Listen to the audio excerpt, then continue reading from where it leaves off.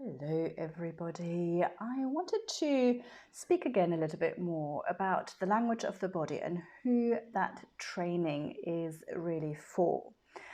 Of course, I've spoken about this many times as I'm about to start the 5th cohort of this 60-hour online training on my take on a more therapeutic and trauma-informed approach to teaching yoga. But the other day, I was invited to talk on a podcast, details of that coming out very soon. And we spoke about why we are in so much pain in general as a society.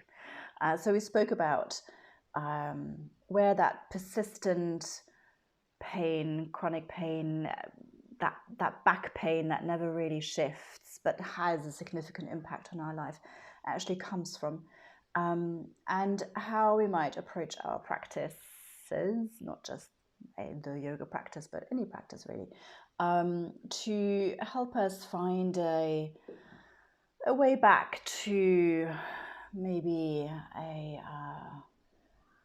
more ease in our body and more ease in our healing process. And so it was kind of related, but not entirely related effectively, but it was related. It reminded me really of the importance of creating more trauma-informed spaces when it comes to facilitating these movement practices. And that is one of the premise of the language of the body. We spoke a lot about how chronic pain has a lot to do with people struggling to relate to what is happening in their environment, and they're struggling to navigate that environment. So there is a nervous system dysregulation at play somewhere that creates a whole bunch of holding patterns, contractions, protection mechanisms that then eventually might get stuck as a not so helpful habit in the body, that might then lead eventually to more persistent pain taking hold of the body.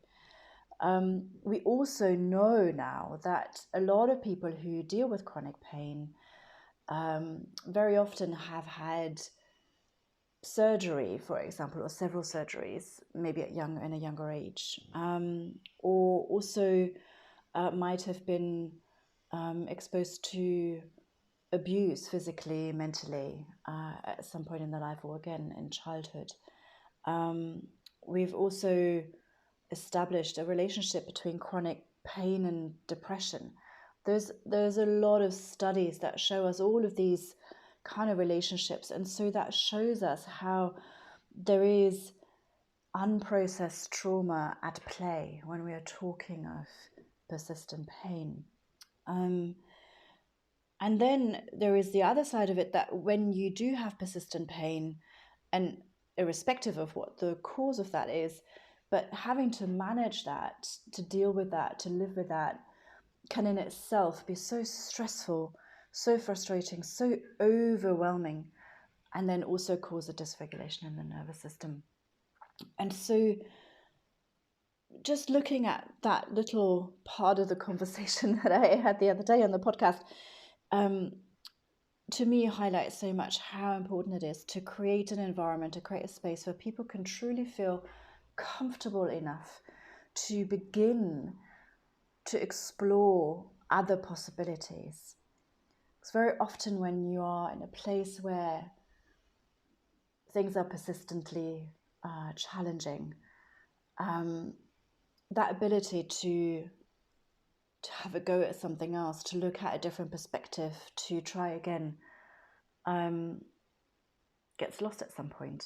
And so a safe space, a comfortable space for people to start exploring again is absolutely fundamental, and it is really where it all starts. It's not an afterthought, it's where we need to start.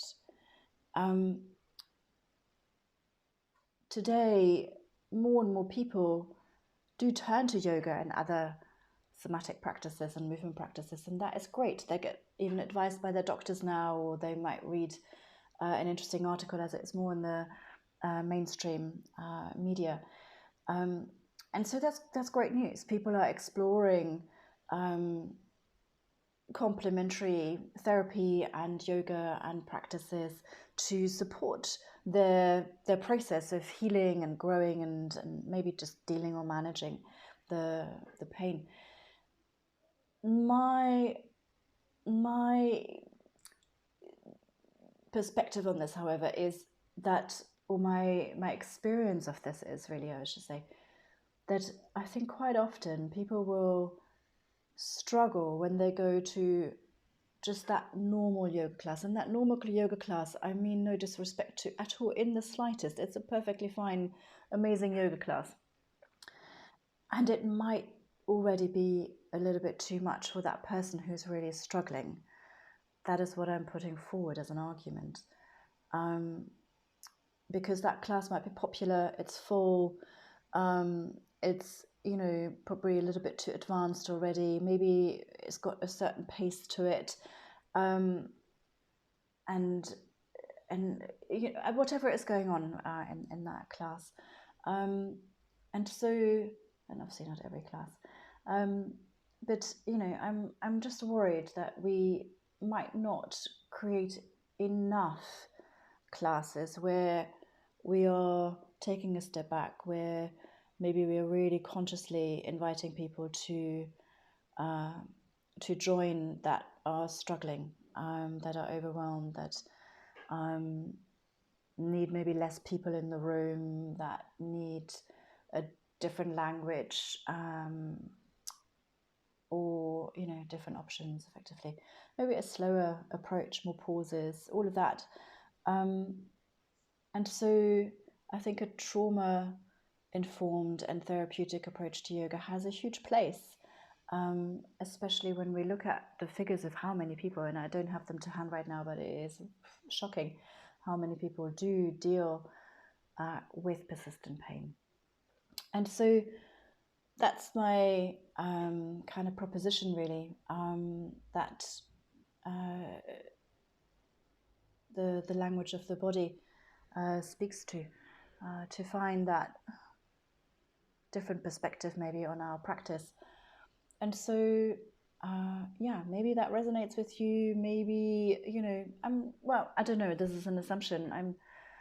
I feel a lot of yoga teachers probably start becoming you know, when they first became a yoga teacher, they probably went into that kind of path because they felt they really wanted to support people with whatever they are struggling with in some way. And it might just be that, especially when you're maybe first starting out, or you know, for whatever reason, that actually you're finding it quite difficult to deal with all of the different stories and conditions and things that people present nowadays when they come to yoga class. And so, as we all know, as yoga teachers or facilitators of really anything, we do need to continue learning and continue to develop professionally, look at different findings and perspectives. And so, yeah, the language of the body is just one of those possibilities. It's a 60-hour continued training course for yoga teachers. In terms of who it is for, and strictly speaking, in terms of prerequisites, so you do need to be a yoga teacher, you need to have had completed your yoga teacher training of at least 200 hours. You do not need to be currently teaching as such, that's fine. Actually, quite a bunch of people have attended this course as a sort of inspiration to get back into teaching or to get started with teaching, to find their kind of direction. But you need to have completed your training. You need to really take your continued education professionally and personally really seriously. And I personally am a great advocate for it, and I think it's super important that we don't get stagnated. You need to be open to a non-dogmatic approach to the practice of yoga and teaching yoga, as the language of the body certainly is. You need to have also a solid self-practice, and that's really important. And actually, quite often people come to this course, obviously wanting to learn new methods, techniques, tools, ways of teaching, but take away so much for themselves personally. So that's always really nice to see. And you need to be prepared really to do that bit of work on yourself as well. That's there's bound to be things coming up in that process, as there always is when we're learning something new. You might particularly enjoy this training if you have already had a bit of a go at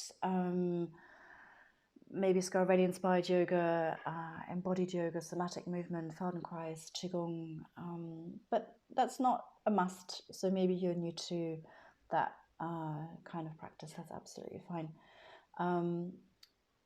You really love and practice regular self-care routines. You're increasingly coming to really trust your gut feeling and really sharpening your listening skills to listen to the body.